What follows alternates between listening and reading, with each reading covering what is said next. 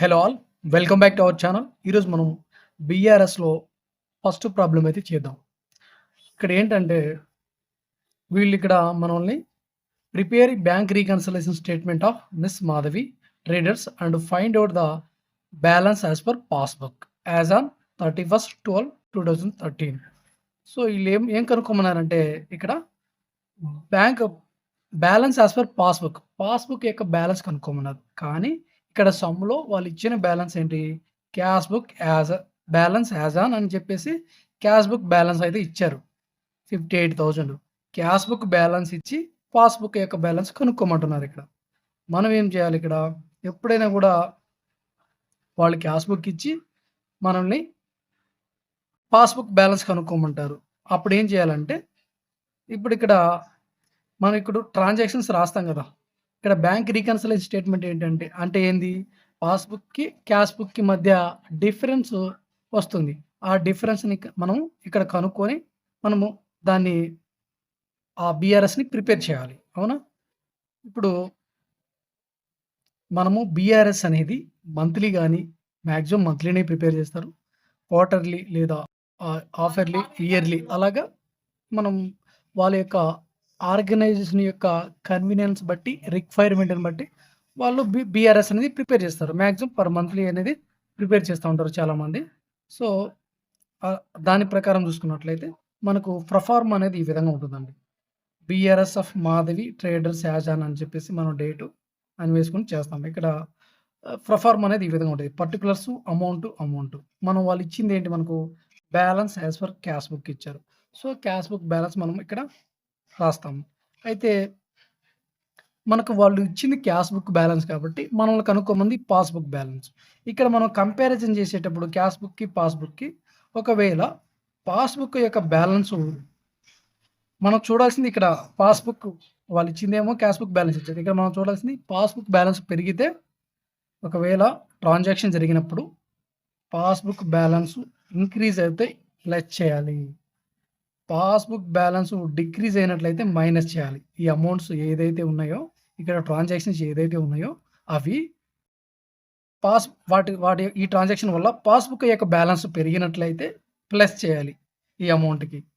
ఏదైతే 58,000 ఉందో ఈ అమౌంట్‌కి ప్లస్ చేయాలి. సో, అందుకని మనం ఇక్కడ యాడ్ అని పెట్టుకుందాం. యాడ్. ఇంకొకటి ఇక్కడ లెస్. ఇక్కడ మనకు ట్రాన్సాక్షన్స్ యాడ్ చేయాలని ట్రాన్సాక్షన్ ఇక్కడ రాస్తాము. లెస్ చేయాల్సినట్టు ఇక్కడ రాసి తర్వాత టోటల్ చేస్తాం లాస్ట్ ఫైనల్‌గా. ఓకేనా? సో, ఇక్కడ ఈ యొక్క ట్రాన్సాక్షన్ చూసినప్పుడు ఒకవేళ పాస్‌బుక్ వాల్యూ పెరిగినట్లయితే మనం ప్లస్ చేస్తాము. ఈ అమౌంట్‌కి యాడ్ చేస్తాము ఆ యొక్క ట్రాన్సాక్షన్‌ని. ఒకవేళ పాస్‌బుక్ బ్యాలెన్స్ తగ్గినట్లయితే మైనస్ చేస్తాం. ఓకేనా? ఈ రెండిటిని కంపేర్ చేసినప్పుడు ఈ ట్రాన్సాక్షన్ జరిగినప్పుడు. ఓకేనా? చూద్దాం. మీకు తెలిసిందేముంది? సపోజ్‌కి పాస్‌బుక్‌లో క్రెడిట్ సైడ్ బ్యాలెన్స్ 30,000 ఉందనుకుందాం. ఫర్ ఎగ్జాంపుల్ మీకు అర్థమయ్యేందుకు చెప్తున్నా. ఇక్కడ క్యాష్ బుక్‌లో 30,000 ఉంది. ఇప్పుడు బ్యాలెన్స్ పెరిగిద్దా? తగ్గిద్దా? ఇప్పుడు మీకు తెలిసిపోతుందన్నమాట. ఓకే. ఇప్పుడు ఇక్కడ మనం చెప్పాం కదా! బ్యాలెన్స్ 58,000 ఉంది క్యాష్ బుక్ ప్రకారం అని. మనం ఇక్కడ రాసుకున్నాము. 58,000 ఉందన్నట్టు. Next cheques amounting 25,000 issued on 25/12/13. So, మనము చెక్ అయితే ఇష్యూ చేసాము. వాళ్ళు ఏం చేశారంట? ప్రెజెంటెడ్ ఫర్ పేమెంట్ నెక్స్ట్ మంత్‌కి వాళ్ళు ఆ పేమెంట్‌ని అయితే క్యాష్ చేసుకున్నారు. ఆ చెక్‌ని వాళ్ళు డిపాజిట్ చేసుకొని తీసుకున్నారు. ఎప్పుడు? Next month. మనకెప్పుడు కావాలి? మనం ప్రిపేర్ చేసుకునేది ఎప్పటికి బీఆర్ఎస్? డిసెంబర్ 31, 2013కి మనం ప్రిపేర్ చేసుకుంటున్నాం బీఆర్ఎస్. సో, వీళ్ళేం చేశారు? ఆ చెక్‌ని నెక్స్ట్ మంత్ 5థ్ 2014లో డిపాజిట్ చేసుకొని క్యాష్ చేసుకున్నారు. సో, ఇక్కడేం జరిగింది? మనము చెక్ ఏమో ఇష్యూ చేశాం. చెక్ ఇష్యూ చేసినాం ఎంత? 25,000 చెక్ ఇష్యూ చేసాం. అంటే పేమెంట్ సైడ్ రాసుకుంటాం. మనీ వెళ్ళిపోయినట్టు. సో, మనకు రిమైనింగ్ బ్యాలెన్స్ ఎంత ఉంటది ఇక్కడ? ఇక్కడ 25,000 పోతే రిసిప్ట్ సైడ్ 30,000 ఉంది. పేమెంట్ సైడ్ 25,000 పోయింది. ఇంకెంత ఉంది? 5,000 ఉంటది. అవునా? 5,000 ఉంటది. ఇక్కడేంటి? వాళ్ళేమో ఆ 31 డిసెంబర్ కల్లా వాళ్ళు పేమెంట్ అనేది ఆ చెక్కుననేది వాళ్ళు క్యాష్ చేసుకోలేదు. కాబట్టి ఇక్కడ బ్యాలెన్స్ అనేది అలానే ఉంటది. అంటే ఈ రెండిటి కంపేర్ చేసుకుంటే ఈ బ్యాలెన్స్ ఎటువంటి మార్పు ఉండదు. అక్కడ ట్రాన్సాక్షన్ జరగలేదు గదా! 31 డిసెంబర్ కల్లా ఇక్కడ ట్రాన్సాక్షన్ జరిగిందా? జరగలేదు. ఎప్పుడు జరిగింది? 5థ్ 5థ్ జనవరి 2014లో జరిగింది. సో, ట్రాన్సాక్షన్ అప్పటికి 31 కల్లా జరగలేదు కాబట్టి, మనం ఏం చేసుకుంటాం, ఈ బ్యాలెన్స్ అట్లనే ఉంటది 30,000. సో, ఇక్కడ ఏమైంది? క్యాష్ బుక్ యొక్క బ్యాలెన్స్ అనేది డిక్రీజ్ అయింది. పాస్‌బుక్ యొక్క బ్యాలెన్స్ పెరిగింది. పాస్‌బుక్ బ్యాలెన్స్ ఎక్కువుంది. సో, పాస్‌బుక్ బ్యాలెన్స్ పెరిగినట్టే కదా ఎక్కువుందంటే. సో, పాస్‌బుక్ బ్యాలెన్స్ ఎక్కువుంది కాబట్టి, మనం పాస్‌బుక్‌ని ఈ బ్యాలెన్స్‌ని యాడ్ చేయాలి. పాస్‌బుక్ బ్యాలెన్స్ ఎక్కువుంది కాబట్టి ప్లస్ చేయాలి. మనం ఇక్కడ ఏమని రాస్తాము? Cheque issued cheque cheque issued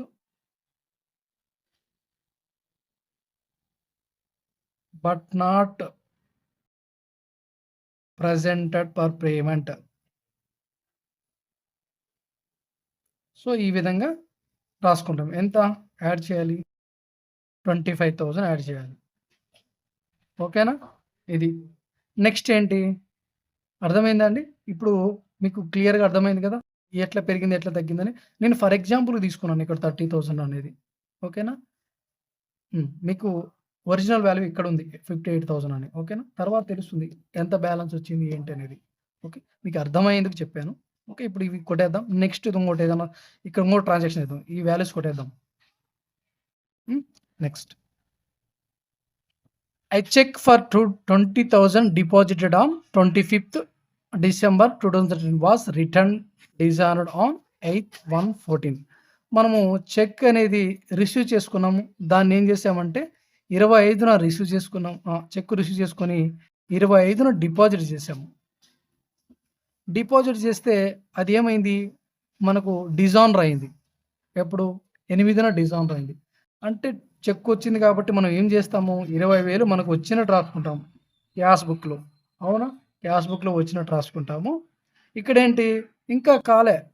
ఇంకా ఇక్కడేమో డిజానర్ అయింది చెక్కు. చెక్కు డిజానర్ అయితే బ్యాంక్ వాళ్ళు మనం అకౌంట్‌కి బ్యాలెన్స్‌ని క్రెడిట్ చేస్తారా? చెయ్యరు కదా! సో, బ్యాలెన్స్ అట్లనే ఉంటది 30,000. 30,000 అలానే ఉంటుంది. సో, ఇక్కడేమో 30 ఒక 20 50 అయింది. అంటే క్యాష్ బుక్ బ్యాలెన్స్ పెరిగింది. ఇక్కడేమైంది? పాస్‌బుక్ బ్యాలెన్స్ అనేది తక్కువుంది.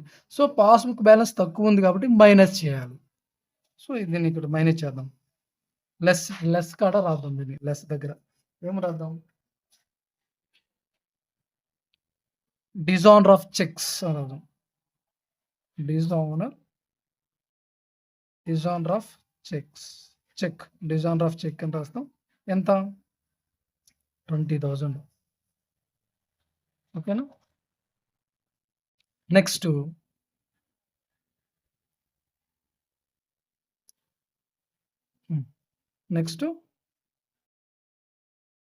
Interest on investment 1,500 was collected and credited by bank but no entry in the cash book. ఇక్కడ చూడండి. ఇక్కడేమైందంటే మన ఇన్వెస్ట్‌మెంట్ చేసుంటాం కదా! మనం ఇన్వెస్ట్‌మెంట్ చేసిన వాటి మీద ఆ మనీ మీద ఇంట్రెస్ట్ అనేది వచ్చిందంట. అయితే బ్యాంక్ ఏం చేసింది? డైరెక్ట్‌గా మన బ్యాలెన్స్‌ని క్రెడిట్ సైడ్ యాడ్ చేసింది. బ్యాంక్‌లో క్రెడిట్ సైడ్ యాడ్ చేసింది. ఎంత? 1,500. 1,500 యాడ్ చేయడం వల్ల ఇక్కడ 30,000 బ్యాలెన్స్ ఉంది. ఇక్కడ 30,000 ఉంది. సో, ఇక్కడేమైంది? 1,500 అనేది మనకు ఇంట్రెస్ట్ ద్వారా యాడ్ అయింది. సో, ఇక్కడ పాస్‌బుక్ యొక్క బ్యాలెన్స్ అనేది పెరుగుతుంది కాబట్టి మనం ఏం చేస్తాం? ఈ 1,500ని యాడ్ చేస్తాం. ఏమని రాస్తాం? ఇంట్రెస్ట్ ఆన్ ఇన్వెస్ట్‌మెంట్ అని చెప్పేసి రాస్తాం. ఓకేనా? ఇది పూర్తిగా రాయొచ్చు. పూర్తిగా కూడా రాయండి. నేను రాయట్లేదు ఇక్కడ. పూర్తిగా రాయండి. ఇంట్రెస్ట్ ఆన్ ఇన్వెస్ట్‌మెంట్ అని చెప్పేసి ఇక్కడ కలెక్టెడ్ అండి క్రెడిటెడ్ బై బ్యాంక్ అని రాయండి. ఓకే. ఎంతండి? 1,500. ఓకే. నెక్స్ట్ ఏముంది ఇంకోటి? Bank charges debited in passbook only. Okay. ఇప్పుడు చూద్దాం. 1,500 తీసి మొత్తం ఇక్కడ క్యాష్ బుక్‌లో 30,000 ఉంది. పాస్‌బుక్‌లో 30,000. ఫర్ ఎగ్జాంపుల్‌కి తీసుకున్నానండి మీకు అర్థమయ్యేందుకు. ఓకేనా? అయితే ఇక్కడ 30,000 ఇక్కడ 30,000 ఉంది కాబట్టి సో, ఏమవుతుందంటే ఇక్కడ bank charges debited in passbook only. Bank వాళ్ళు బ్యాంక్ చార్జెస్ అని మన దగ్గర కలెక్ట్ చేస్తా ఉంటారు. ఓకేనా? అదేం చేశారంట డైరెక్ట్‌గా వాళ్ళే డెబిట్ సైడు పేమెంట్ చేసేసుకున్నారు. డైరెక్ట్‌గా బ్యాంక్ వోళ్ళే మన మన అకౌంట్‌లోంచి తీసేసుకున్నారు. ఎంత తీసేసుకున్నారంటే రూ. 120. అంటే ఇక్కడేమవుతుంది, ఇక్కడేమో 30,000, 30,000 ఉంది. ఇక్కడేమో 30,000 నుంచి ఒక 120 అనేది తీసేయడం జరిగింది. అంటే పేమెంట్ సైడ్‌కెళ్ళిపోయింది కదా! పేమెంట్స్ వాళ్ళ దగ్గరికి తీసేసుకున్నారు. సో, 30,000 నుంచి 120 తగ్గింది. ఇక్కడేమో 30,000 అలానే ఉంది. సో, ఇక్కడ పాస్‌బుక్ యొక్క బ్యాలెన్స్ తగ్గుతుంది కాబట్టి 30,000 నుంచి 120 తీసేస్తే ఎంతొస్తదండి ఇంకా? రూ. 39,880 ఉంటది. సారీ, రూ. 29,880 అనేది ఇక్కడుంది. ఇక్కడేమో 30,000 అలానే ఉంది గదా! సో, ఇక్కడేమైంది, పాస్‌బుక్ యొక్క బ్యాలెన్స్ తగ్గింది. పాస్‌బుక్ యొక్క బ్యాలెన్స్ తగ్గితే ఇక్కడేం చెప్పాము, పాస్‌బుక్ బ్యాలెన్స్ పెరిగితే ప్లస్ చేయాలి. పాస్‌బుక్ బ్యాలెన్స్ తగ్గితే మైనస్ చేయాలని చెప్పాం గదా! సో, ఇక్కడ మైనస్ చేసుకుంటున్నాం. ఏమని రాస్తాం ఇక్కడ? Bank charges, bank charges debited in passbook అని రాసుకుంటాం. పాస్‌బుక్ ఓన్లీ అని చెప్పేసి 120ని మనం రాసుకుంటాం. సో, ఇక్కడ ఈ వాల్యూ ఏదైతే ఉందో దీన్ని మనం దీనికి యాడ్ చేయాలి. ఈ 58,000కి ఈ వాల్యూని యాడ్ చేయాలి. వీటిని ఈ 58,000లో యాడ్ చేసిన తర్వాత ఈ రెండిటిని తీసివేయాలి. అవునా? ఈ 2 యాడ్ చేద్దాం. 26,500 ఓకేనా? సో, 14, 5, 2, 7, 8, 80. సో, 84,500 వచ్చింది. సో, ఈ రెండిటిని ఇందులోంచి తీసేస్తే మనకిక్కడ లాస్ట్‌లో బ్యాలెన్స్ యాస్ పర్ పాస్‌బుక్ వస్తుంది. ఓకేనా? ఇక్కడ 20,000 అండ్ 120 తీసేద్దాం.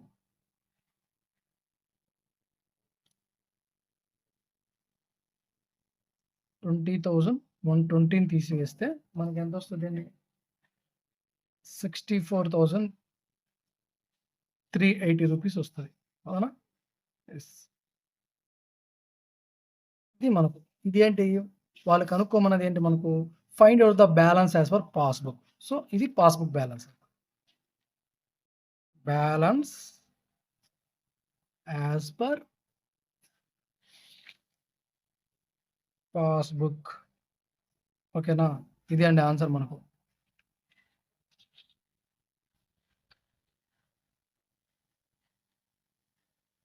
ఇలాంటి వీడియోస్ కోసమైతే మన ఛానెల్ అయితే సబ్స్క్రైబ్ చేసుకోండి. ఫాలో అవ్వండి. వీడియో నచ్చినట్లయితే తప్పకుండా లైక్ చేయండి. లైక్ చేసి మీకు ఈ సమ్ ఇకొ ఈ ఈ ప్రాబ్లమ్స్ అర్థమైనయో లేదో కామెంట్ చేయండి. ఓకేనా? థాంక్ యూ అండి. Thanks for watching.